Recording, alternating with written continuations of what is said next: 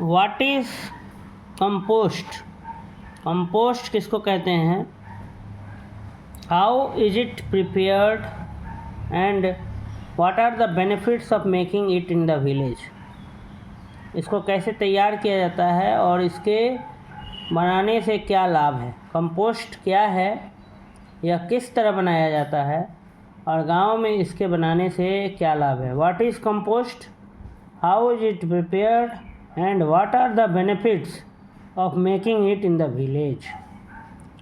आइए इस क्वेश्चन को देखते हैं। ये सवाल जो है VAC1 स्वच्छ भारत से रिलेटेड है। सेमेस्टर 1 के छात्रों के लिए ये सवाल बेनिफिशियल है। आइए इसको स्टडी करते हैं। एक गड्ढा खोदकर उसमें कूड़ा करकट, सड़ी गली वस्तुएं आदि डाल दी जाती हैं और ऊपर मिट्टी डाल दी जाती है।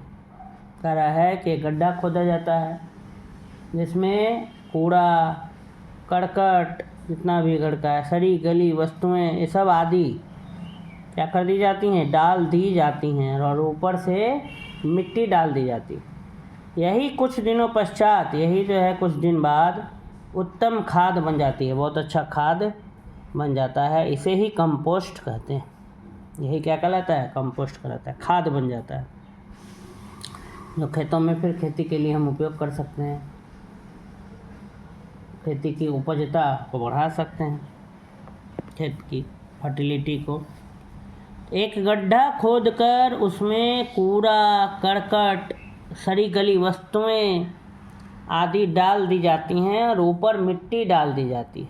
यही कुछ दिनों पश्चात, कुछ दिन बाद उत्तम खाद बन जाती है। इसे ही कंपोस्ट कहते हैं।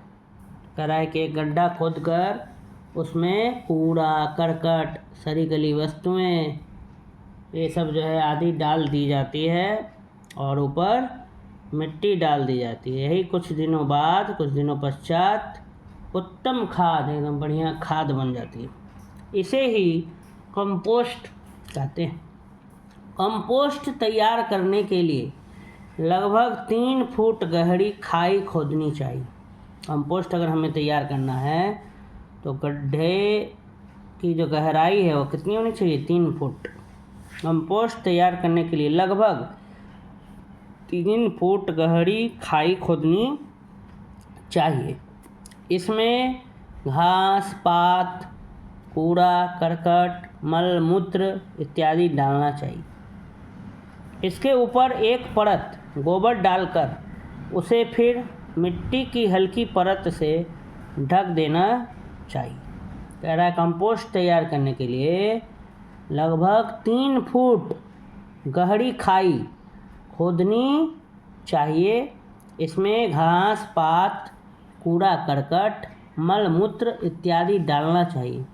इसके ऊपर एक परत गोबर डालकर उसे फिर मिट्टी की हल्की परत से ढक देना चाहिए। लगभग 3 महीने के बाद इससे खेत के लिए उत्तम खाद प्राप्त हो सकेंगी। कंपोस्ट में ईंट, पत्थर, खपरेल के टुकड़े आदि न डाले जाएं, इस चीज़ का ध्यान रखना चाहिए।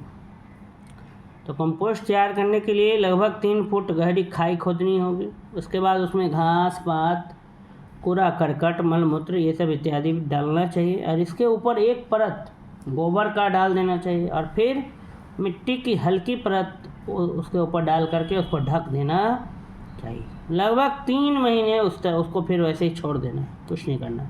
फिर लगभग 3 महीने के बाद इससे खेत के लिए उत्तम खाद, एकदम हाई क्वालिटी का खाद, मैन्योर प्राप्त हो जाएगा। कंपोस्ट में ईंट, पत्थर, खपरेल के टुकड़े आदि न डाले जाएं। कंपोस्ट तैयार करने से गांव की गंदगी, कूड़ा करकट ये सब आदि साफ हो जाते हैं और वे ही सब खाई में डाले जाने वाले पर खेत के लिए खाद बन जाते हैं।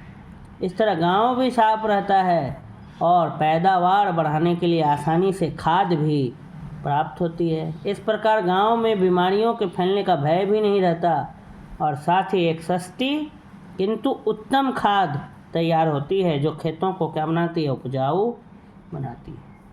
तो कह रहा है कंपोस्ट बनाने के फ़ायदे भी हैं। क्या फ़ायदे हैं कि कंपोस्ट तैयार करने से गांव की गंदगी, कूड़ा करकट, ये सब आदि क्या हो जाते हैं, साफ़ हो जाते हैं, और वे सब एक जगह पर डालने पर खेत के लिए क्या बन जाते हैं, खेत के लिए खाद बन जाते हैं। और इस तरह गांव भी साफ रहता है और पैदावार बढ़ाने के लिए, ठीक है, खेत से जो है अनाज ज़्यादा से ज़्यादा उत्पन्न हो, उसके लिए आसानी से खाद भी हमें क्या हो जाता है, प्राप्त हो जाता है।